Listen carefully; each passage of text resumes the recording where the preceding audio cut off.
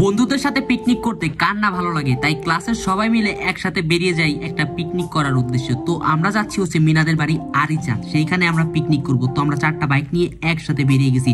আর রাস্তা থেকে আমাদের সাথে যোগ দেয় মামুন এবং রাব্বি। আর মামুন এবং রাব্বিকে নিয়ে আমরা চলে আসি হচ্ছে আরিচা বাজারে। আর আরিচা বাজারে আসার পরেই হচ্ছে আমাদের ইমন হয়ে যায় একদিনের মধু ব্যবসায়ী। সে শুধু মধু আর রসমালাই বিক্রি করে। অবশেষে চলে আসছি মিনাদের বাড়িতে। আর এই দিকে আসার পরে আমার একটা কথা মনে হয়ে গেল, এই সমস্ত স্মৃতিগুলো থেকে যাবে আমাদের জীবনের স্মৃতির অ্যালবামে।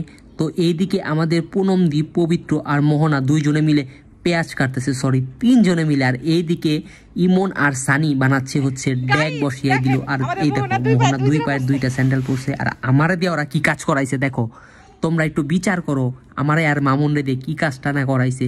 এই সমস্ত কাজ যদি ভুলবশত আমাদের ভবিষ্যৎ বউরা দেখিয়া ফেলে, তাহলে তো আমাদের জীবনটা তেনা তেনা করে ফেলবো রে ভাই। এই গুপ্তবিদ্যা আমাদের কি বলবো। আর এইদিকে হচ্ছে মাংস চড়াই দেওয়া হয়েছে। আর এই যে পুনমদি আমাদের আজকের বাবুর্চি, আর আমি হচ্ছে বাবুর্চির শিষ্য, বাবুর্চির চেলা। তো আমরা আজকে যে খিচুড়িটা রান্না করছি, বলতে হবে পুনমদির হাতে জাদু আছে। অস্থির একটা খিচুড়ি হয়েছে, ঠিক আছে। পুনমদি অনেক কষ্ট করছে। আর এই যে আমরা সবাই বসে গেছি খাবার জন্য। আর আদিমকালের স্টাইলে আমরা পাতা নিয়েছি, কলা পাতা। আর কলা পাতার ভিতরে আজকে আমরা খাবো, এটা হচ্ছে আমাদের আগে থেকে প্ল্যান ছিল।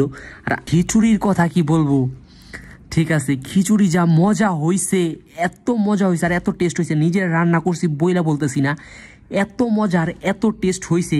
পুনমদির হাতে কিন্তু অবশ্যই জাদু আছে। আমাদেরকে এই পিকনিকের জন্য উস্কাইছে বাবুল স্যার আর জামিল স্যার, এরা উস্কানি। এই স্যার কো কিছু কর নাই আমার। এই পবিত্র তোমার স্যার আজকে বছর খারাপ ব্যবহার করতেছে। স্যার এই যে এরা স্যার যেটা আশা করা হয় না।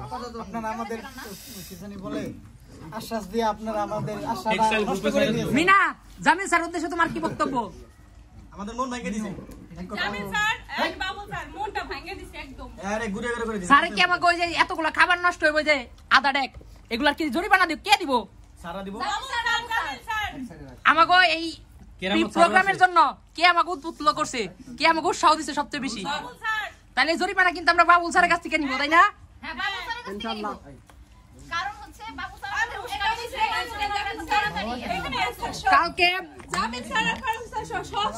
কালকে সবাই মিলে বাবুল স্যারের কাছ থেকে জরিমানা নিব। যেই জরিমানা দিয়ে ক্লাসে আমরা আবার পার্টি করব, ঠিক আছে সবাই? ইনশাআল্লাহ। ইনশাআল্লাহ। রাব্বির কি মত? মত মানে স্যারকে প্রতি আমার বিশ্বাসটা ভেঙে গেছে, আর কিছু করার নেই। না না না না স্যার আমাকে আশ্বাস দিয়ে, এবার আশ্বাসটা দিয়ে সবাই তাড়াতাড়ি হয়ে বুঝছাও, আবার ঘুরবার জন্য